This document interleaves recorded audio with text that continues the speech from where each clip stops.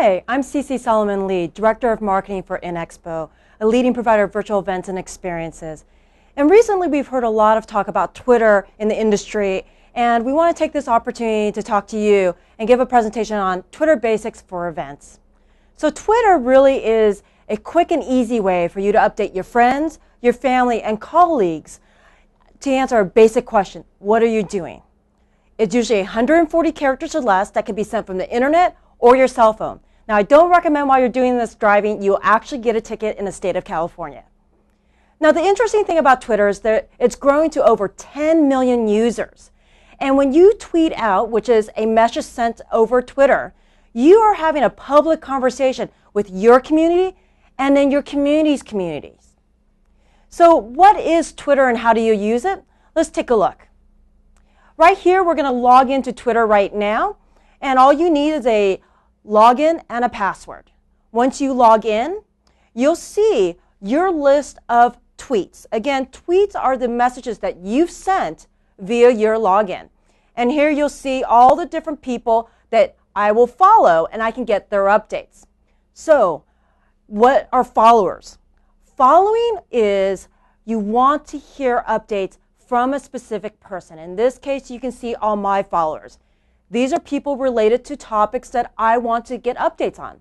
How do you find people this way? Well, I recommend going to search.twitter.com. In this case, you'll see a list of people related to virtual events. And you can go into a person's profile to learn more. So let's go into this person's profile. And I can see what she's doing and who she is. And by clicking on that button, follow, I now can start receiving her updates. Now, the thing to be aware of after you follow someone is following and unfollowing etiquette. You don't have to always follow everyone who follows you. And that's something that you need to be aware of. Now, I go back to Twitter. How do you remove someone you don't want to follow anymore? All you do is go to your list of followers, and you can actually go and click on the remove button. In this case, I'm going to just remove IBM updates just for the purpose of this. And it's as easy as clicking on a button, and I'm no longer receiving updates from IBM Cognos software. It's just that easy. So the next part is, how do I actually contribute to the community? You can send a message by using an @ symbol and a person's username. So in this case, I'm just going to send it to myself. And you can send a message. So one thing to be aware of as this message is coming up is what you're sending out not only goes to this person, but goes to everyone in your community. So when you send a reply to someone, think about, do you really want this for everyone to see or only that person? So I'm going to click on reply, and you're going to see that it's going to go to that person. Now, another thing to keep in mind, if you only want the message to go to the person directly, you actually want to use a D. D means direct message. So let's redo this message because I really don't want my whole community to see it. So I do D, username, and now I send the message again. And what will happen is it'll go to that person. Now, in order to send a direct message, that person has to be following you as well. So it's a two-way permission street. So that's following, @ replies, and direct messages. Here you'll see all the direct messages that were sent to me. Again, because Dan and I are linked together, I'm following him, he's following me, he can send me a direct message.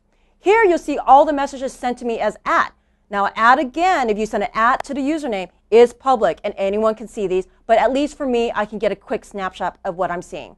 You can also click on this little arrow and you can send a reply that way as well. And in this case, I'm thanking this person for retweeting. Now, retweet is when you like what somebody says and you want to send it out to your community. It's usually done with the words retweet, retweeting, or RT. It lets your community know that you're giving some kudos to somebody else because you like what they say. And so that, in a nutshell, is some of the basics. Now, another thing is blocking somebody and unblocking someone. Blocking is really when, in this case you see, you don't want to receive their messages because they may be spam or some of that nature. So that's something to keep in mind. So now this goes to personal versus professional use. It's a main question that people have. In terms of personal use, I think that if you're not doing it for your company, that's what you have to keep in mind. But if you're doing it for your company or for a brand, then you just have to be aware. These are public messages. So that's just something you have to keep in mind. As a brand, my recommendation is this. Be aware of your community and who you want to reach, and the frequency of the tweets. You may want to do one tweet that publicizes what you're doing, and maybe a few tweets that are of value to your community, because you don't want to be seen as selling from the platform. Again, Twitter is a public conversation. Now, there's another thing called public versus private. What a private Twitter account is that you don't want other people to see your tweets unless they have been given permission. Frankly, because Twitter started as a public platform, I really recommend keeping this public. Email, instant messaging, there are other ways to send a message that doesn't necessarily have to be private via Twitter. So that's my recommendation to you. Now, talking about events. Before Twitter, their events were sort of like one-way broadcast to an audience. You as a speaker broadcasted it out to an audience, and the way that we as an audience could engage in a conversation was through maybe a 10-minute Q&A at the end. After Twitter, what you're seeing right now is a conversation. In this example, you have all the tweets behind the speaker, someone's monitoring the conversation, and they're able to really engage and participate. And what's important about that is that by engaging in a conversation, you can amplify your word of mouth, not only to people who attend the event and may be following these tweets, but also people in the community of your attendees who don't know about your event and are getting to hear about it. And on a side note, when you think about a virtual event, if a person sees a tweet and it isn't at your event, with a virtual, they can go from the tweet into your event. A very powerful tool in terms of word of mouth. So how do you do this? The best way to do this is with what's called a hashtag or pound signal. What this is hashtags give a little descriptor to a conference that people can then go search on and follow. In this case, Event Marketing Summit Chicago just ended, and their hashtag was #EMSCHI. These are all the tweets that came out of this conference. So how do you find or create a hashtag? Really simple. What you want to do is you go to Twitter search, and that's search.twitter.com, and start typing in some words. So for example, maybe there's an email marketing. So I'm going to type in EMM. So hashtag, again, always precedes the tag. And I'm going to say hashtag EMM and do a search and see if anyone else has this.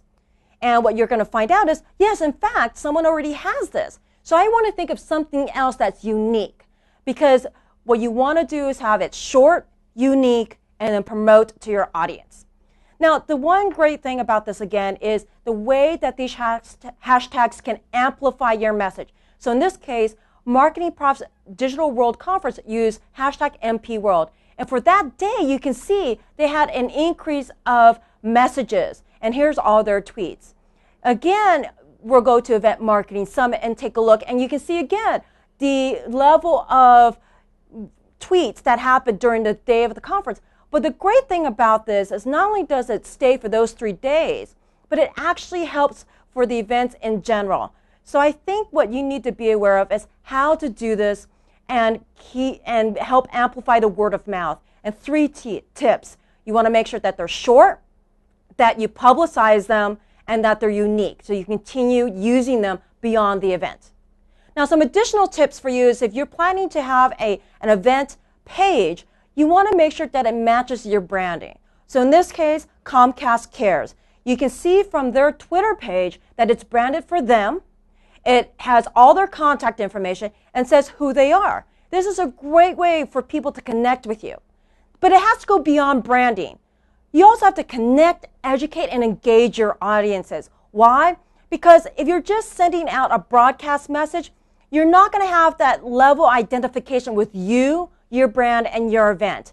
As with everything on Twitter, if you're able to provide useful information and connect with your audiences, engage in that conversation, that's going to be 10 times better than just sending out one-way marketing messages. And why? Because you'll be like Obama. In this case, Obama has been one of those politicians in modern history who's really used social media very well. He used it in terms of mobile marketing, Twitter, Facebook, to help engage with his audiences. And the same can be done with your events, and in this case with Twitter. So the benefit of Twitter is that it can help promote your event, before and during the event, it might be able to help drive registrations in the case of a virtual event. If you've done it before the event, it can also help amplify the word of mouth for your live event as well. And then the great thing about it, it also can continue after the event has ended. So I challenge you, will you be like Obama too? Thank you so much for attending this presentation. Leave a comment and we'll respond to you directly. You can alternatively follow us at InExpo Live. Send us an email at pr@inexpo.com. Thanks a lot and have a good day.